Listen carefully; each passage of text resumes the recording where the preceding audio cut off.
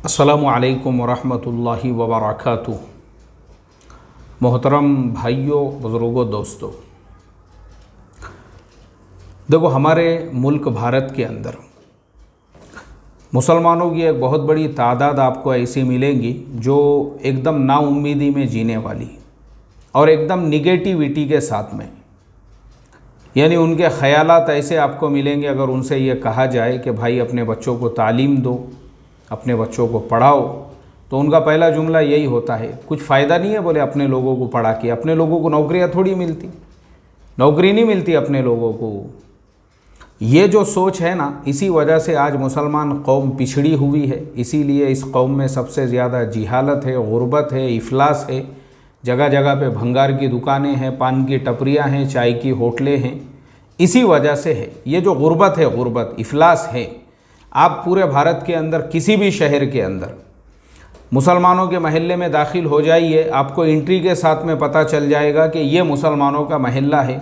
घरों के सामने टेम्पू खड़े हुए हैं, घरों के सामने रिक्शे खड़े हुए हैं, उखड़ी हुई सड़कें हैं और बाज़ जगहों पर जो है नालियों का निज़ाम बराबर नहीं है, पूरा रोडों पे रास्तों पे पानी आया हुआ है। आपको जाते ही पता चलेगा ये मुसलमानों का महल्ला है।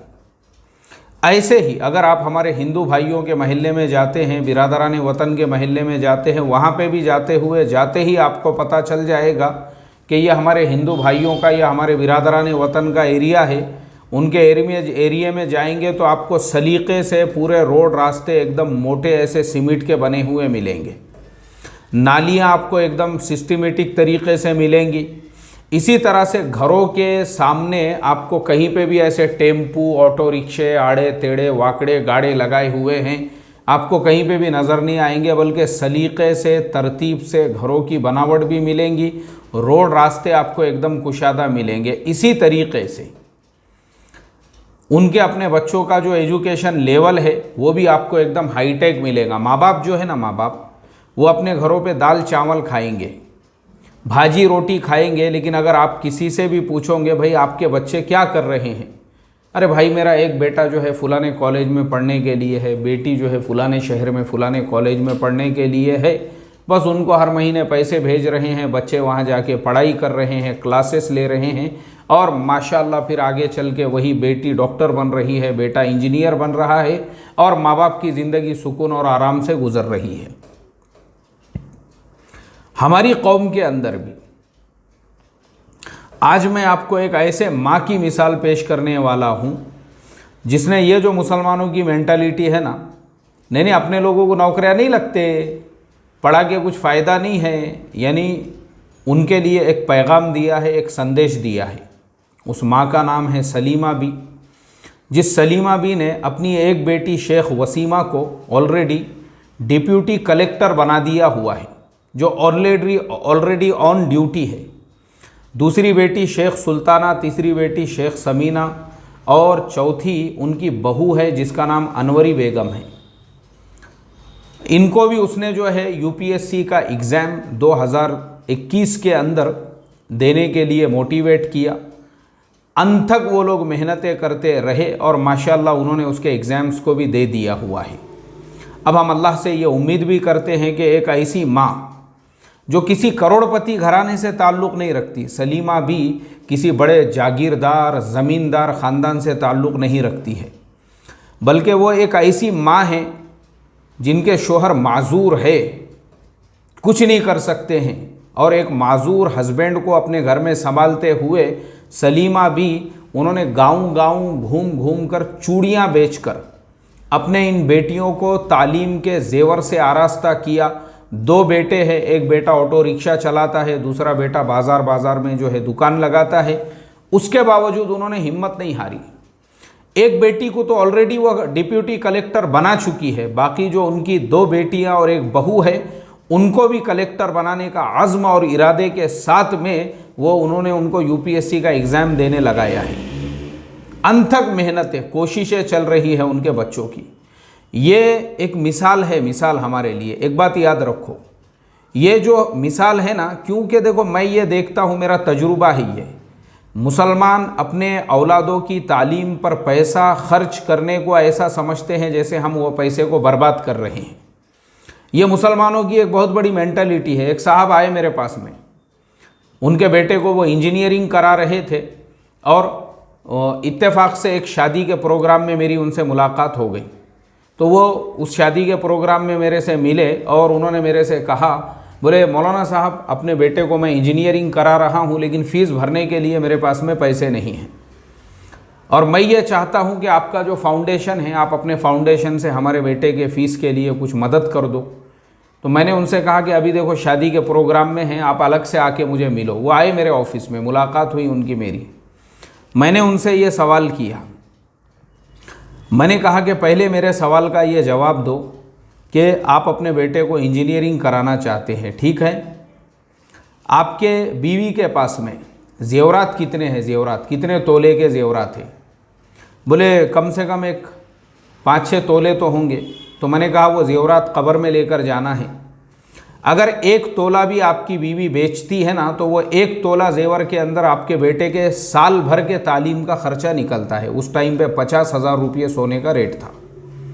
50,000 रुपये में आपके बेटे के इंजीनियरिंग की पूरी 1 साल की फ़ीस के साथ में जो उसका 1 साल का खर्चा है वो आप अदा कर सकते हैं। भीख क्यों मांग रहे हैं आप लोगों से? आप भीख मत मांगो लोगों से, बल्कि आपके बीवी के पास में जो जेवरात है वो बेचो और उस पर अपने बेटे को पढ़ाओ। इसी तरह से दूसरी जो चीज़ मैंने देखा हूँ वो ये भी है कि जो मुसलमान अपने बेटे के इंजीनियरिंग पे पैसा खर्च करने से कतराता है, बेटे को हायर एजुकेटेड बनाने से जो है उसके ऊपर पैसा खर्च करने को अपने लिए बोझ समझता है, वही मुसलमान उसी बेटे के चंद सालों के बाद में जब शादी होती है, उसका वलीमा होता है, तो उसको जितनी कॉलेज की 1 साल की फ़ीस थी उतने का तो उसको खाली पुदीने का हार वो पहनाता है। उसके कॉलेज की जो 4 साल की फ़ीस थी उतने पैसे तो खाली हॉल वाले को जो है वो ये देता है, यानी एक दिन का जो उसका रेंट होता है। जितने पैसे में वो अपने बेटे को इंजीनियर बना सकता था, सिर्फ दिखावे के लिए, बिरादरी ख़ानदान वालों को बताने के लिए, उतने लोगों की आलीशान वो दावत करता है, उतने लोगों को रुमाल उड़ाता है, उतने लोगों को दुपट्टे उड़ाता है, उतने लोगों का जो है सत्कार किया जाता है। भाई इसकी क्या ज़रूरत है, मुझे आप बताओ। मेरा सवाल है आपसे। जो मुसलमानों के तालीम पे पैसा नहीं खर्च करने का एक बहुत बड़ा रीज़न है वो ये, हम गरीब है, हम गरीब है, हम गरीब है, हमको स्कॉलरशिप चाहिए या हमको किसी फाउंडेशन से मदद चाहिए। आप गरीब नहीं हैं। मुसलमानों की, देखो मैं आपको बताता हूँ, मुसलमानों की अगर आपको गरीबी देखना है, या तो इनके इमामों की तनख्वाहें पूछ लो, या आप इनके महल्ले में चले जाओ, या इनके बेटों के फ़ीस का मसला आने दो, ऐसे कुछ मसले मसाइल आने दो, तो उस टाइम पे मुसलमान आपको एकदम गरीब मिलेगा। और अगर आपको इनकी अमीरी देखना है तो आप जाकर इनके जो है वलीमे देखो, आप शादियाँ देखो, फंक्शन हॉल्स के अंदर प्रोग्राम्स देखो, तब आपकी ये गलत फहमी दूर हो जाएंगी। इसीलिए मैं हमेशा एक बात कहता हूँ, वो जो सच्चर कमेटी की रिपोर्ट थी, सच्चर कमेटी की रिपोर्ट, उसमें यह बताया गया था कि मुसलमान बहुत ज़्यादा गरीब है और पिछड़े हुए हैं। तो मैंने ये कहा कि भाई वो जस्टिस सच्चर है, वो मुझे तो नहीं मिले आकर, अगर वो मुझे मिलते तो मैं उनको ज़रा मुसलमानों के 2-4 वलीमे खिलाता था, ले जाके उनको 2-4 शादियों के प्रोग्रामों में लेकर जाता था, तो उनकी ये गलत फहमी दूर हो जाती थी। ये हमारा प्रॉब्लम है, ये हमारा प्रॉब्लम है। इस प्रॉब्लम को हमको समझना पड़ेगा और इसको सीरियस लेना पड़ेगा कि जो लोग ये कहते हैं हम गरीब हैं, वो गरीब हो जाते हैं अगर बच्चों की कॉलेज की फ़ीस देना है। इसीलिए एक बड़ी तादाद आपको ऐसे मुस्लिम नौजवानों की मिलेंगी जिन्होंने फर्स्ट ईयर किया या जिन्होंने सेकेंड ईयर किया, उसके बाद में आगे की तालीम उन्होंने पूरी नहीं की। एक बहुत बड़ी तादाद, ये हमारा वीक पॉइंट है। और जहाँ पे और जो लोग ये बोलते हैं ना, नहीं नौकरी नहीं मिलती आपको, अरे भाई किसने बोला आपको नौकरी नहीं मिलती है? मैं आपके सामने एक ज़िंदा मिसाल बैठा हुआ हूँ। मैंने आज तक जितने कंपनियों में या जितनी ऑर्गेनाइजेशंस के साथ में काम किया है उसमें एक भी मुसलमानों की नहीं थी। मैं 2009 से कॉरपोरेट इंडस्ट्री में जॉब करता हूँ। जिस भी कॉरपोरेट कंपनी में मैंने काम किया वहाँ पे मुझे या तो हमारे हिंदू भाइयों के साथ काम करने का मौका मिला, या जिन्होंने मेरा इंटरव्यू लिया वो सारे के सारे हमारे हिंदू भाई थे या दूसरे समाज से थे, उसमें एक भी मुसलमान नहीं था, फिर भी उन्होंने मेरा सिलेक्शन किया। और जो कंपनियां मैं छोड़ चुका हूँ और किसी और कंपनी में काम कर रहा हूँ, लेकिन जिस जिस कंपनी को मैंने छोड़ा हूँ वहाँ पे आज भी मेरा मोस्ट वेलकम है। मैं कभी भी अगर समझो ये कंपनी से रिज़ाइन करके वहाँ जाना चाहूँ, जहाँ जाना चाहूँ वहाँ मोस्ट वेलकम है। वो कोई मुसलमान नहीं है, वो कोई ईमान के मानने वाले नहीं हैं, वो कोई साहिब ईमान नहीं है। फिर ऐसा क्यों है? वो सिर्फ और सिर्फ इस वजह से है कि आप अपने अंदर क्वालिटी पैदा करो ना, आप अपने अंदर क्वालिटी पैदा करो, अपने आप को इस लायक बनाओ कि तुम दूसरों के लिए कितने यूज़फुल, दूसरों के लिए कितने कार आमद साबित हो सकते हो। जब तुम्हारे अंदर वो क्वालिटी पैदा होंगी, जब तुम अपने आप को वो लेवल पे लेकर जाओगे, तो दुनिया की कोई भी ताकत आपको रिजेक्ट नहीं कर सकती। एक मुसलमान माँ, वो अपने 4 बच्चों को, ये मिसाल है हमारे सामने, एक मुसलमान माँ वो अपने 4 बच्चों को भारत जैसे देश के अंदर, कि जहाँ पे हमने अपनी एक मेंटालिटी ऐसी बना ली हुई है, नहीं मुसलमानों के साथ में जातिवाद हो रहा है, मुसलमानों के साथ में ऐसा हो रहा है, वैसा हो रहा है, ये सरासर सबसे बड़ा झूठ है ये। अगर मुसलमान वाकई में भी मुसलमान बनकर रहोगे, वाकई में भी जैसा एक मुसलमान को होना चाहिए ना, तो मैं समझता हूँ ना किसी शहर में मुसलमानों की मॉब लिंचिंग होगी, ना कहीं पे मुसलमानों को कारोबार करने से रोका जाएगा, ना कहीं पे मुसलमान को बिजनेस करने से रोका जाएगा। कभी भी ऐसा नहीं होगा, बल्कि लोग मुसलमानों के पैर धोकर पिएंगे। तुम रहो ना मुसलमान बन के। एक मुसलमान कैसे होता है, उसके अखलाक कैसे होते हैं, उसका बिजनेस कैसा होता है, उसका व्यवहार कैसा होता है, उसका लेन देन कैसा होता है। और मैं आपको मेरा तजुर्बा बता रहा हूँ, मैंने जिस किसी भी मुसलमान से कर्ज का लेन देन किया, व्यवहार किया, उनमें से बाज़ ऐसे थे जिनकी दाढ़ियाँ मेरे से लंबी लंबी थी, जिनके जुब्बे मेरे से ज़्यादा लंबे लंबे थे, बाज़ तो ऐसे जिनके पास मेरे से 2-4 डिग्रियाँ ज़्यादा है, लेकिन उनके पैसे और लेन देन के मामलात कुफ़ार और मुशरिकीन, यहूद और नसारा और दूसरी कौमों से भी ज़्यादा बदतर और उनसे भी ज़्यादा बुरे हैं। ये मैं आपको बोलता हूँ। तो आप मुझे बताइए, किस मुंह से हम ये कहते हैं हमारे ऊपर ऐसा हो रहा है, हमारे ऊपर वैसा हो रहा है, हमारे ऊपर जातिवाद हो रहा है? अरे तुम बनो तो सही मुसलमान। कुरान ने तुम्हारे लिए कहा है, वो मैं नहीं कह रहा हूँ, वला तहिनु वला तहज़नु अंतुमुल आलौना इन कुंतुम मुमिनीन। खुद कुरान ने कहा है ये। ना तुमको डरने की ज़रूरत, ना घबराने की ज़रूरत, ना तुमको जो है किसी से जो है पीछे हटने की ज़रूरत। अगर तुम कामिल मोमिन हो, अगर तुम सही में पक्के सच्चे मुसलमान हो, ईमान वाले हो, वला तहिनु वला तहज़नु, ना तुमको डरने की, ना घबराने की, ना किसी से जो है पेच खाने की ज़रूरत है, अगर तुम सच्चे पक्के मोमिन हो और ईमान वाले हो और मुसलमान हो। लेकिन वो हम है ही नहीं। अगर हम है तो देखो ना आप, एक माँ अपनी 2 बेटियां और एक बहू, तीनों को आज यूपीएससी करा रही है। एक बेटी को तो ऑलरेडी करा चुकी है।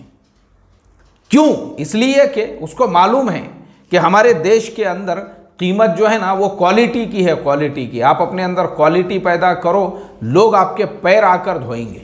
ये मैं आपको गारंटीड कहता हूँ। इसलिए मेरी रिक्वेस्ट है, ये भीख मांगना, बच्चों की फ़ीस के लिए पैसे नहीं, खैरात दो हमको, ये हमने नहीं करना चाहिए, बल्कि पढ़ाना चाहिए अपने बच्चों को। जितना ज़्यादा हो सकता है हायर एजुकेटेड बनाओ। और अगर किसी को ऐसा लगता है कि नहीं वाकई में भी मुझे जॉब नहीं मिल रही है, तो ये ग्लोबलाइजेशन का ज़माना है। दुनिया के सारे मुल्कों के दरवाजे आपके लिए खुले हुए हैं। अरे आप अपने आप को बनाओ ना वैसा।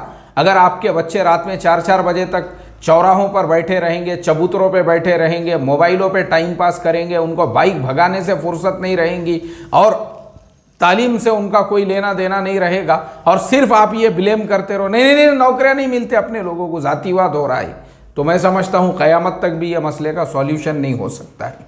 अल्लाह हम तमाम को समझ अता फरमाए। अस्सलामु अलैकुम व रहमतुल्लाहि व बरकातुहू।